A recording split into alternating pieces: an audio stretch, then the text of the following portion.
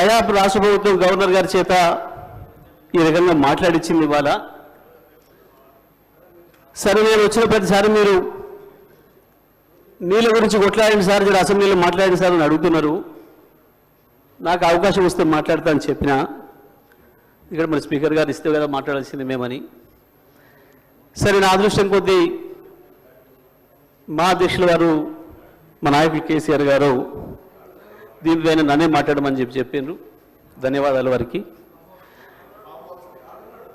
మీ ముఖ్యమంత్రి కంటే దూరంగా ఏం లేడు, రెండు కామెంట్స్ బంద్ చేయండి. ఇక మీ ముఖ్యమంత్రి కంటే దగ్గరనే ఉన్నాడు.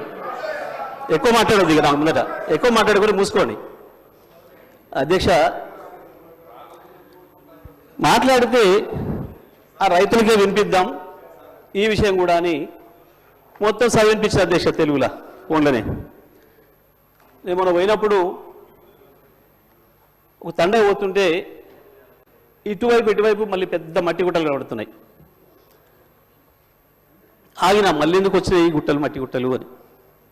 బావులు తీయడం మొదలైంది అధ్యక్ష. మళ్ళీ సరే చూద్దాం ఈ బావికి ఎంత ఖర్చు అయింది, నీళ్ళని ఊరుతున్నాయని చెప్పి కారు దిగి బావి దగ్గర పోయినప్పుడు అక్కడి నుంచి గొర్రెలు వస్తున్నాయి. గొర్రెలు కాసుకున్నాయి రైతులు, గొర్రెల కాపర్లు కూడా, సోదరులు కూడా వచ్చారు. వాళ్ళకే చేసిన అధ్యక్ష. వెంకట్రాములు రాజయ్య ఇద్దరు ఎందుకు రైతుల గురించి అనేది భయపడుతున్నారు, గొర్రె కాపర్లు రైతులనే భయపడుతున్నారు అధ్యక్ష.